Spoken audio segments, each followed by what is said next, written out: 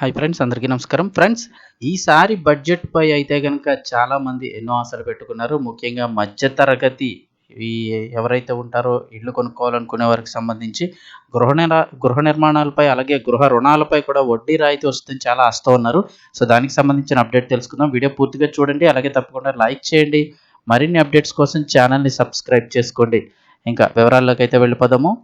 కేంద్ర బడ్జెట్‌పై గంపెడాశలు 5,00,000 వరకు గృహ రుణాలపై అయితే గనక వడ్డీ రాయితీ కోసమైతే ఎదురు చూస్తున్నారు. దీనికి సంబంధించిన అప్డేట్ చూసినట్టయితే, కొత్త ఇల్లు కొనుక్కునేందుకు గనుక చూసినట్లయితే ఇది మీకోసమే అని చెప్తున్నారు. ప్రస్తుతం ఇళ్ల ధరలైతే ఆకాశాన్ని అంటుతున్నాయి. ఇలాంటి పరిస్థితుల్లో కొత్త ఇల్లు కొనాలంటే మధ్య తరగతి వారికి చాలా కష్టంగా ఉంది.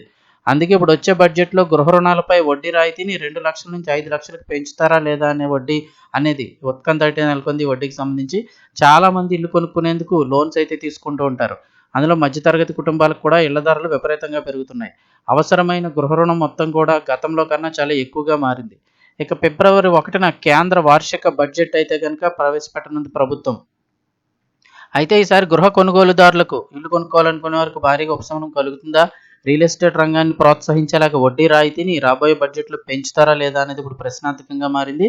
2026 కేంద్ర బడ్జెట్‌కి కొద్ది రోజులు మాత్రమే సమయం ఉంది. ఈ క్రమంలో రియల్ ఎస్టేట్ రంగంలో భారీగా అంచనాలు పెరిగాయి. గృహ కొనుగోళ్లను సులభతరం చేసే ప్రభుత్వ నిర్ణయాల కోసం డెవలపర్లు, గృహ కొనుగోలుదారులు ఆసక్తిగా ఎదురుచూస్తున్నారు. బడ్జెట్‌లో గనక సరైన నిర్ణయం తీసుకోకుంటే గృహ నిర్మాణ రంగానికి ప్రోత్సాహాన్ని అందిస్తుందని చెప్పేసి, ఒకవేళ తీసుకుంటే గనక గృహ నిర్మాణ రంగానికి ప్రోత్సాహాన్ని అందిస్తుందని ప్రముఖ రియల్ ఎస్టేట్ సంస్థలైతే విశ్వసిస్తున్నాయి. గృహ రుణాలపై, అంటే ఇళ్ల రుణాలపై వడ్డీ పన్ను మినహాయింపు అందించాలంటూ డెవలపర్ కంపెనీలు కేంద్ర ప్రభుత్వాన్ని అయితే గనక డిమాండ్ చేస్తున్నాయి. ప్రస్తుతం ఆదాయ పన్ను చట్టం ఇళ్ల రుణ వడ్డీపై గరిష్టంగా 2,00,000 తగ్గింపునైతే అనుమతిస్తోంది. అయితే ఈ ఇళ్ల ధరలు, వడ్డీ రేట్లు రెండూ పెరిగిపోయాయి. ఈ పరిమితి ఇప్పుడు చాలా తక్కువగా ఉందని డెవలపర్లు అయితే వాదిస్తున్నారు. సాధారణంగా మధ్యతరగతి వాళ్ళు ఇప్పుడు గనక ఇల్లు కొనాలి అనుకున్నట్లయితే గనక 40-50 లక్షలు, కనీసం 35-50 లక్షలు, ఆ పైన కూడా ఏరియాలను బట్టి అయితే ఇల్లులు ఉంటూ ఉన్నాయి.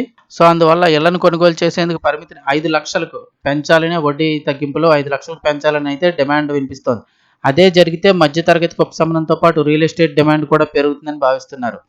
అసలు సరసమైన గృహాలంటే ఏంటి అనే దానిపై అనేక ప్రశ్నలు తలెత్తాయి. ప్రస్తుతం కేంద్ర ప్రభుత్వం 4.5 మిలియన్లు, అంటే సుమారు $1.5 మిలియన్ వరకు పలికే ఇళ్లను మాత్రమే సరసమైన ఇళ్లుగా పరిగణిస్తోంది. డెవలపర్లు ఈ పరిమితిని చాలా ఏళ్ల క్రితం నిర్ణయించగా అప్పటి నుంచి నిర్మాణ ఖర్చులు, భూమి ధరలు, ముడి పదార్థాలు గణనీయంగా పెరిగాయని చెప్తూ ఉన్నారు. ప్రధాన నగరాలు, మహానగరాల్లో 4.5 మిలియన్ల విలువైన డబుల్ బెడ్రూమ్ ఇల్లు కూడా దొరకడం కష్టంగా మారింది. అందుకే ఈ విభాగాన్ని నిజంగా ప్రోత్సహించేందుకు సరసమైన గృహాల ధర పరిమితిలో సవరణ అవసరమని అంటూ ఉన్నారు.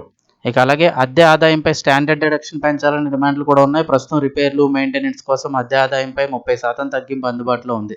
దీన్ని 50%కి పెంచాలని కోరుకుంటున్నారు. ఇలా చేయడం ద్వారా అద్దె గృహాల్లో పెట్టుబడులను ఆకర్షణీయంగా మారుస్తుందని, ఎక్కువ మంది అద్దె గృహాలను కొనుగోలు చేసేందుకు కూడా ప్రోత్సహిస్తుందని హోమ్ డెవలపర్లు అయితే అంటూ ఉన్నారు.